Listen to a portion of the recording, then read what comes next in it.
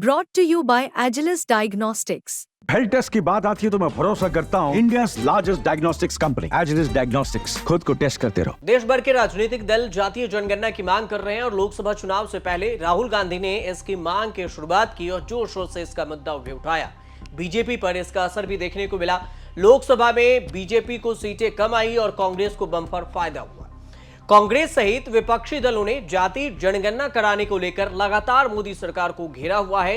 कांग्रेस और इसके सहयोगी दलों ने अपने भाषण और घोषणा पत्र में भी इस मुद्दे को शामिल किया और चुनावी रैलियों में भी कहा कि सरकार में आने पर सबसे पहला काम जातीय जनगणना ही करेंगे। जातीय जनगणना को लेकर कांग्रेस और विपक्षी दलों का आरोप है कि बीजेपी और मोदी सरकार जातीय जनगणना नहीं कराना चाहती। नीतीश कुमार हो या फिर चिराग पासवान हो या फिर आरएसएस हो या फिर राहुल गांधी हो, सबने जातिगत जनगणना की मांग की। यूपी से अनुप्रिया पटेल हो, संजय निषाद हो या फिर ओपी राजभर हो, इन्होंने भी वही बात दोहराई।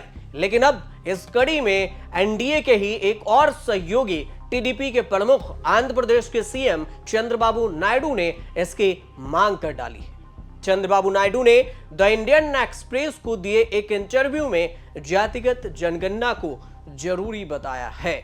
जातिगत जनगणना पर चंद्रबाबू नायडू ने कहा कि जातिगत जनगणना जरूर होनी चाहिए और इसे लेकर समाज में एक सेंटिमेंट यानी कि भावना है और इसमें कुछ भी गलत नहीं है। अब जब आप जातिगत जनगणना करते हैं तो आप आर्थिक विश्लेषण करते हैं और आप स्किल सेंसस करते हैं। आप ऐसा इसलिए करते हैं कि कैसे चीजों को बनाया जाए और आर्थिक असमानताओं को कम किया जाए। ये बात उन्होंने इंटरव्यू में कही। नायडू से यह भी पूछा गया कि क्या जातिगत जनगणना की भावना का सम्मान किया जाना चाहिए, तो चंद्रबाबू नायडू ने इसके जवाब में कहा कि हाँ, इस भावना की सम्मान करना होगा और इसमें कोई दो राय नहीं है कि इसके सम्मान नहीं करेंगे। नायडू ने यह भी कहा कि गरीबी सबसे बड़ा मुद्दा है, भले ही आप कमजोर वर्ग से ताल्लुक रखते हो या फिर किसी अति पिछड़ा वर्ग से, लेकिन आपके पास पैसा है तो समाज आपकी इज्जत करेगा। अगर आप ऊंची जाति से हैं और आपके पास पैसा नहीं है तो कोई भी आपकी इज्जत नहीं करेगा। नायडू ने यह भी इंटरव्यू में कहा कि पैसा संतुलन बनाने वाला कारक है और यहीं पर आपको संतुलन बनाना भी होगा। आपको यह भी बता दें कि नायडू मोदी सरकार 3 में एनडीए के सहयोगी हैं और अपने 16 सीटों से बीजेपी को समर्थन दे रहे हैं। नायडू ने इस साल लोकसभा के साथ ही वे विधानसभा में जो आंध्र प्रदेश में चुनाव हुए उसमें बड़ी जीत हासिल की। उन्होंने बीजेपी और अभिनेता से राजनेता बने पवन कल्याण की पार्टी जनसेना पार्टी के साथ भी मिलकर विधानसभा चुनाव लड़ा और राज्य में प्रचंड बहुमत हासिल की। 175 सीटों वाली विधानसभा में इस गठबंधन ने प्रचंड हासिल करते हुए 164 सीटें हासिल की। इसमें से टीडीपी को 135 मिला, जनसेना को 21 सीटें और बीजेपी को 8 सीटें मिल सकी। 2019 में राज्य में सरकार बनाने वाली वाईएसआर कांग्रेस पार्टी को सिर्फ 11 सीटें ही मिली थीं। इसी तरह से अगर देखें तो 25 लोकसभा सीटों वाले आंध्र प्रदेश में इस गठबंधन ने 21 सीटों पर कब्जा जमाया और यही देखें तो टीडीपी को 16 मिली, बीजेपी को 3 और जनसेना पार्टी को 2 सीटें मिली, जबकि वाईएसआर कांग्रेस सिर्फ 4 सीटें ही जीत पाई। चंद्रबाबू नायडू पहले भी एनडीए के साथ ही थे, लेकिन कुछ साल पहले उन्होंने प्रधानमंत्री नरेंद्र मोदी पर सीधा हमला बोलते हुए एनडीए का साथ छोड़ दिया था। लेकिन इस बार विधानसभा और लोकसभा चुनाव से पहले वह एनडीए में वापस आ गए। अब बात कर लेते हैं कि एनडीए के सहयोगियों ने जातिगत जनगणना को लेकर क्या सब कहा है और किस किस ने कहा है।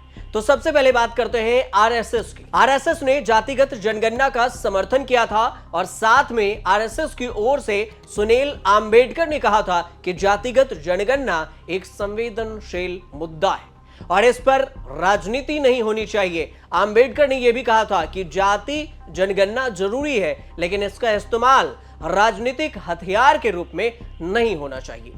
अब अगर बिहार में बात करें तो बिहार से चिराग पासवान एलजेपी के प्रमुख हैं और इसके अलावा जेडीयू के प्रमुख नीतीश कुमार, इसके अलावा हम के प्रमुख है जीतन राम मांझी, इन सभी ने जातिगत जनगणना के समर्थन में अपना बयान दिया था और कहा था कि यह जरूरी है। चुनाव से पहले आरजेडी के प्रमुख और बिहार के पूर्व सीएम लालू प्रसाद यादव ने कहा था कि आरएसएस बीजेपी वालों के कान पकड़कर हम जातिगत जनगणना करवाएंगे। बिहार के पूर्व उप मुख्यमंत्री तेजस्वी यादव ने भी कहा था कि आरएसएस बीजेपी जाति जनगणना का भले ही कितना भी विरोध करे, लेकिन हम उन्हें ऐसा करने पर मजबूर कर देंगे कि वो जातिगत जनगणना करवाएंगे।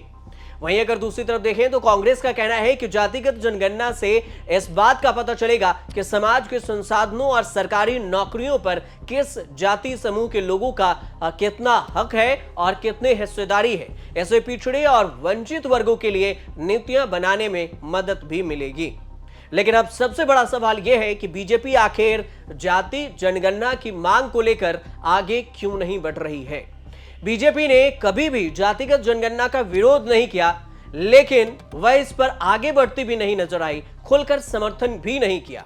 जनगणना के आंकड़े संवेदनशील माने जाते हैं और इसका व्यापक असर भी देखने को मिलता है। खाद्य सुरक्षा हो, राष्ट्रीय सामाजिक सहायता हो या फिर किसी कार्यक्रम हो, निर्वाचन क्षेत्रों का परिसीमन हो, जैसे कई योजनाएं इन पर निर्भर होती है। आंकड़ों का उपयोग सरकार के साथ उद्योग जगत और शोध रिसर्च इंस्टीट्यूट में भी काम करती है। जून 2024 तक भारत दुनिया भर में 44 देशों में से एक था जिन्होंने इस दशक में जनगणना नहीं कराई।